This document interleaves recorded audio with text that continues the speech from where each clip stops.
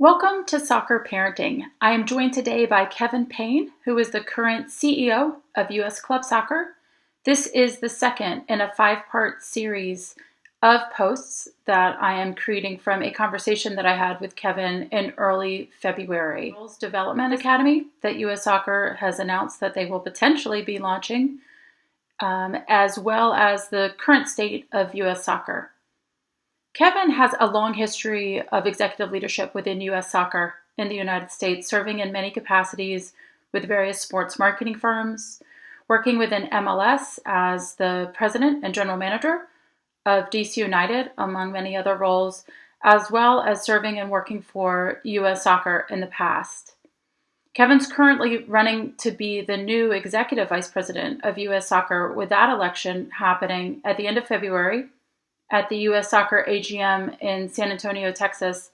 So with that in mind, I really appreciate his comments, his thoughts, his sentiments that he shared with me about the current state of U.S. Soccer. We're joining the conversation midway as we're just kicking off the conversation about the Girls Development Academy. So let's talk a little bit about the DA. Well, obviously, there's been so much discussion about a Girls Development Academy popping up, and we'll see what happens with that. I know that for you all with U.S. Club Soccer and the ECNL League falling under your domain, I know that that's something you've been thinking about. We don't know much about what they're thinking because they've not talked to anybody about it. But I will tell you this, that there's two really huge differences in the landscape. Well, three huge differences in the landscape from when we set out to establish the boys DA. And you compare that situation to where women's soccer is now or girls soccer is now. And so when we were forming the DA and my committee was talking to people all over the country.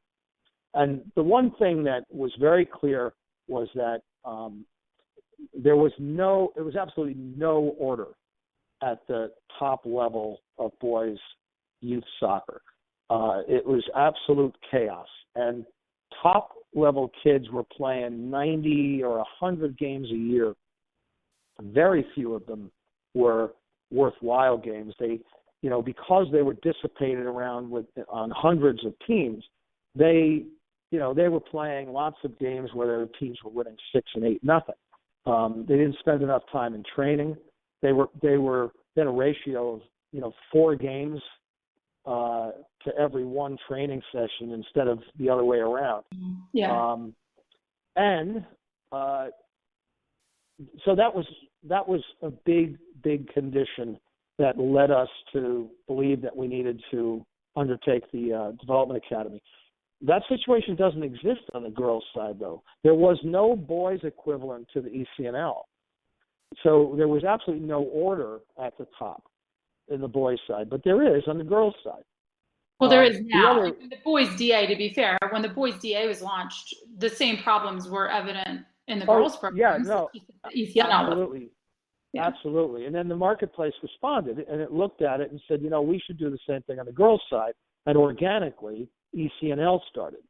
And I actually helped Karen Gabarra start the women's or the girls' player development task force.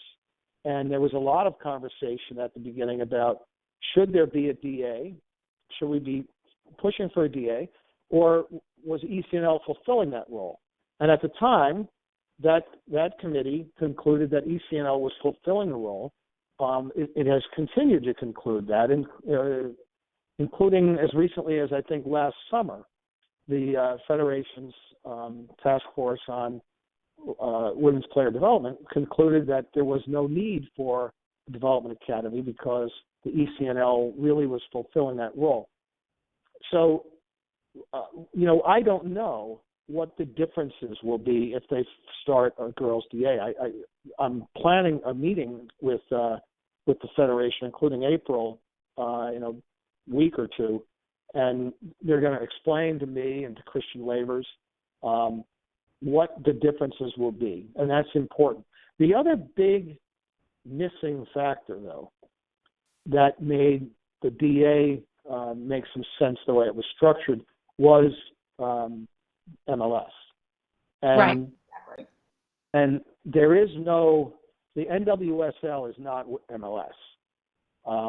The NWSL is not going to be spending, even hundreds of thousands of dollars in most cases, let alone millions, on, trying to provide a completely free experience for the best women's soccer players in the country. Another big difference is that I think, while I believe that we need to be very aware of the fact that other countries have caught us in women's soccer, and we need to be focused more on the same kinds of development challenges that we face on the men's side. Having said that, I think that women's soccer in the NCAA is probably the best development program in the world. There may be, people that know more about this may disagree with me, but there's a lot of money being spent on women's soccer. The facilities are generally good. The coaching is good. The competition's good. So it's not completely analogous on the men's side and the women's side. There's a lot of differences, and I'll be curious to hear why U.S. Soccer believes they need to have a women's DA. I can tell you that one thing that the members of UCNL really like about it is the fact that they have a lot more autonomy and governance. Mm-hmm. So they don't, they haven't prevented all of their kids from playing in other competitions. They've limited it, but they haven't prevented it. So there's a lot of nuance here, and it's going to be very interesting to see how it plays out.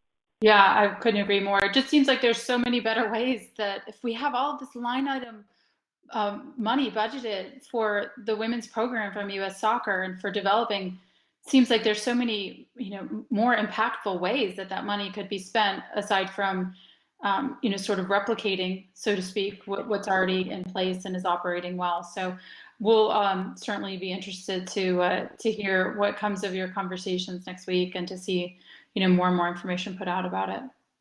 One of the things that frankly frustrates me a little bit with U.S. Soccer, and I took this position when I was on the board, when I was chairing the technical committee, that they're very focused on the top 1% of the pyramid, and they keep trying to improve the environment for those players, and that's important. But I think that in many cases the challenges that we have in the way we develop players, and I would say it's very similar on the men's and the women's side, those are challenges that are as the result of how they're taught at much younger ages. Definitely. The technical development of players occurs, the technical foundation of players occurs earlier than the point at which they're joining the Development Academy or the ECNL and I'm told, I think that the Federation's looking at a Development Academy on the girls' side, if they do it, that starts at quite a bit older than the men's currently does. What we really need to be doing is focusing attention on how do we improve the experience for the millions of kids from whom the best ones will eventually come. I've used the example a lot of times, I use this in speeches, that not every recreational soccer player is going to become a national team player. But every single national team player was once a recreational player. And if we need to keep that in mind, it's a much more daunting task. It's much easier to say, we're going to identify, the best, whatever it is, 500 kids, and we're going to get them in the right kind of training environment, and we're going to make them better. That's pretty easy. Trying to figure out how do you change the soccer experience for 3.5 or 4 million kids throughout the country, that's hard. And that's where I believe U.S. Soccer needs to become much more engaged. And that's a long process. That's not something that has a whole bunch of moments where you say, wow, look what we've done. That's really changing the culture of the country. And I'm disappointed that U.S. Soccer hasn't done more to take that challenge on. I think you're raising a really, really important point, and or with our youngest, maybe licensed coaches that have the least amount of experience working with our young players who are playing in a more competitive environment. Are we really getting to the point where we're able to teach them and help them develop their soccer IQ with the tactics? And that seems like maybe a good place to start. So Yeah, I for mean, U.S. soccer, I think whoever they are, we often feel like they're sort of the man behind the curtain kind of feeling, like we don't know who to talk to. But it seems like I would hope that that's something that they're addressing and thinking about. yeah, and I think that last point you made is actually one that they really need to address, which is the process needs to be far more open and transparent than it is now. There's a tremendous amount of knowledge of certainly what's happening now in the soccer community. And there's a lot of people who have a lot of really good ideas and recognize how they could be doing the job better. But they're not being consulted. They don't feel like they're part of the process. And I don't think that's helpful. I really think that needs to be a watchword for U.S. soccer. Inclusion and transparency in the process is vitally important. And unfortunately, I don't think that that's informing the way they're going about things right now. Well, I think that's a great way to leave it. Hopefully we can be optimistic about the future of U.S. soccer and about the U.S. soccer sort of rethinking the way they approach the game and they approach their connections with coaches and clubs, the people with their, so to speak, boots on the ground. I really appreciate your time today, Kevin. This has been a great conversation. Look forward to getting it out there to the parents.